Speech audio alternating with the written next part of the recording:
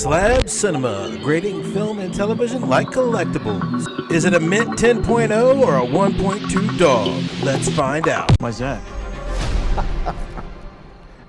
No one's dumb enough to go where we're going. It's time to review Jurassic World Rebirth.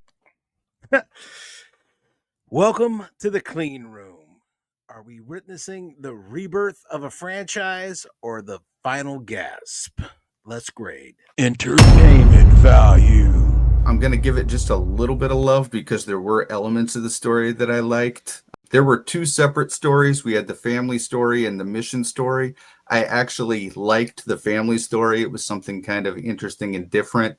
There also were 3 scenes that I can remember where they did have really good tension building throughout them. You had the cliff scene, you had the boat scene, and you had the raft scene. Those scenes, I think they did really well with how the close calls and the things dangling on the edge and the rope giving just a little bit and the little things that kind of added tension. So I'm going to give it a decent score because of that. The pacing did get a little slow. And like I said, one of the storylines I didn't care for at all.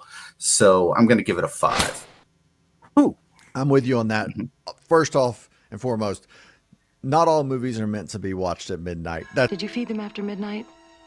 Well, I gave them some chicken. That's just a disclaimer for Hollywood blockbusters these days. Those days have come and gone. Jurassic World Rebirth, from an entertainment value perspective, I knew what I was getting into. Turn my brain off, not expecting a ton of stuff, not expecting to really care about any of the main characters. And that was true. Like Scarlett Johansson and all of them are just throwaway. They got their paycheck. They showed up. But if you're there just for the dinosaurs and you know that they're not going to do anything too crazy and no one's going to get like, there's not going to be a big twist surprise where Black Widow gets eaten in the first scene, I would go with a 5 too. Like, it is exactly what I expected. And sadly, that's just where we are. This is, if you ever watched Fallen Kingdom or Dominion and thought to yourself, I wonder what this would be like without any nostalgic fun or member berries or the charm and charisma of Chris Pratt. If you wanted to know what a plot that ridiculous and stupid without somebody as charming as Chris Pratt or Jeff Goldblum is like, now you know. I haven't wanted to leave a theater so bad in at least 20 years. I'm going to give this a 2. This was an insult to intelligence. This made the Locust storyline seem plausible. Rewatchability. I don't ever see myself looking to watch this movie again, but I can see myself accidentally stumbling on this one on Peacock in a year or so and being like, oh, there's nothing else on. Let's just click on it. Maybe when it's completely and totally out of my brain, what it was like when I was in the theater. So I'm going to go ahead and give it a 3 because I can see myself stumbling in and actually being intrigued a little bit down the line. But I'm never going to go look for this movie again. I'm not just dying for it to come out on digital, and I'm not wanting to have watch parties for it in the backyard or any of that kind of stuff. So yeah, I'm going to give it a 3. I'm going to 1 because I just don't think I'll ever watch this again unless it just like happens. Like, surely I'll watch it once more because like it's just on at some point somewhere and I just like have to look at it, but I will never seek it out. And that's not even just saying I hated it, but it's just one of those that rewatchability wise, I'll go watch Independence Day or something instead. You know, I'm not going to, yeah. I'm going to go 0 unless I am trapped in a room and they're using it as a torture device. Stop it, please, I beg you! I will never sit through this again. Just so, you know, I know this is spoiler free, but the premise is we have to go get blood from 3 dinosaurs, and we have to get one from land, sea, and air because, you know, G.I. Joe. It's everywhere G.I. Joe goes, and where G.I. Joe goes, Scarlett Johansson can go. And we need to get the biggest ones because they lived up to 100 years, and that's going to cure heart disease. But do you know what else lives up to 100 years or more? Humans. Humans live up to 100 years. And right here on the planet, we have a thing called bowhead whales. I looked that up, and they're mammals, and they live over 200 years. and they get 60 meters long, I think it is. Yeah, no, 60 feet and 220,000 pounds. That's how big a bowhead whale is. And they're mammals. So if you need a giant, long-lived animal blood to cure heart disease, get on that because they're out there, guys. Why are we not curing heart disease? This is a 0. Execution.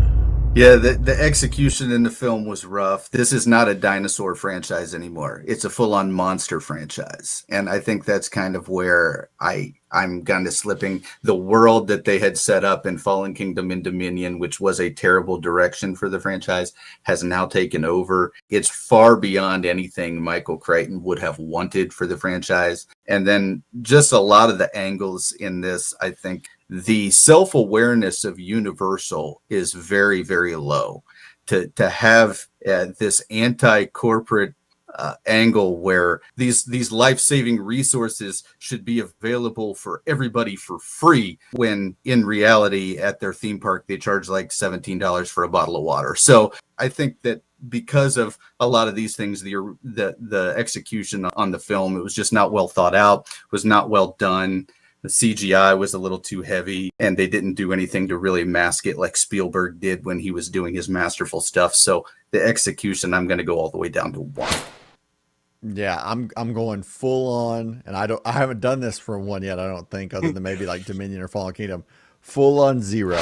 I think if you're Universal and you look at the script you have and you want to make a dinosaur movie, you get rid of all the big name actors and actresses. You don't pay them that money. You put in nobodies, and you at least make it enticing with stakes. Like you increase some like tension there where it's like, oh, who's going to make it? Like what's going to happen? But instead you've got this movie. And like you said, like Tim just said, you have this message in there that is so bizarre compared to the billion-dollar corporation you are and what you're trying to achieve. It just doesn't work in the modern times or whatever, but for whatever they were trying to do, it's a monster movie now, but it's not a well-done monster movie. Hard 0. Okay, we've established that the story is bad. The acting is bad. Scarlett Johansson is really phoning it in real hard here. Very hard. The CGI, what is it, the Titanosaur? I know you've probably seen trailers and you saw the T-Rex swimming. You're like, what are you talking about? The CGI is good. All the good CGI is in the trailers. The Titanosaurs, which are like the biggest, that is the worst CGI in the series. If we're talking about a series that started in the 90s. I mean, this is straight up staring at a cartoon. It was awful. So we've got acting bad, CGI bad, story bad. The score was even bad. I know John Williams is retired, but this score, I feel like they weren't watching the movie sometimes. They threw some John Williams themes in a blender and they hit the thematic Jurassic World thing at the weirdest moments in this film. Scarlett Johansson and Che, paleontologist, the communist paleontologist, were having a talk on the boat, and the Jurassic theme rises in the background while he's talking about, I don't know, never being shot at. I'm like, that's the part? I mean, we didn't just open the doors on Jurassic World. He's having a little exposition talk, but okay. So no, this is a 0. This is a hard 0 for me. Originality. I can't really go anywhere with originality. I can't even do a 1. I am going to go ahead and give it a 0. The reason that I think it doesn't warrant even a 1 is because, like I said, we've kind of got beyond what this universe should be. This universe should not be just a monster franchise. This is a dinosaur franchise. And I believe that Universal, like a lot of different franchises right now, just kind of got in their own way too much. They kind of fell in love with releasing the movie instead of doing the franchise justice. And I think that was one of the things that suffered here. So I'm going to go ahead and give it a 0 on originality. I think if I was a movie theater owner right now, I would sit here, watch this movie and be like, yeah, movie theaters are done. They're cooked. Let's get every dollar we can out of this. Streaming has won. The party is over. This is a streaming movie. This is not a movie theater movie. This is not Absolutely worth the money. Not worth going zero. 100% zero. Like, this is, in 2025, spending this much money on a movie and getting this is embarrassing. Yeah. Let me tell you how original this movie is. I'm at a midnight showing on the opening day, right? And a scene comes on that is so familiar that I'm swearing I have seen this movie before. And I'm like, I'm having a deja vu moment. They're coming up to a gas station on this deserted island where the power comes on and it flickers and music starts playing. And I'm like, I've seen this movie. Have I seen this movie? How did, and it took me forever to figure out. I'm sitting there in a movie. I stopped paying attention to this movie because I didn't care. And then I realized it was Dawn of the Planet of the Apes. It was Dawn of the Planet of the Apes. It was The Wait instead of Stand By Me. But yeah, it was definitely the same scene. So that's how, and then we're going to go full monsters, but of course the monsters have to be xenomorphs. They can't be original either, and they have to be vertebrates from Earth with six limbs because, vertebrates have 6 limbs. We all know that, right, guys? It's a 0. That's a hard, when you're watching a movie at midnight on the opening night, and you're like, I've seen this before. Oh, and how many times do we have to lure the dinosaur with a flare? How many movies do we have to do that in? We crunched the numbers, and Jurassic World Rebirth came in at a 1.4. Slabbed. Slabbed Cinema.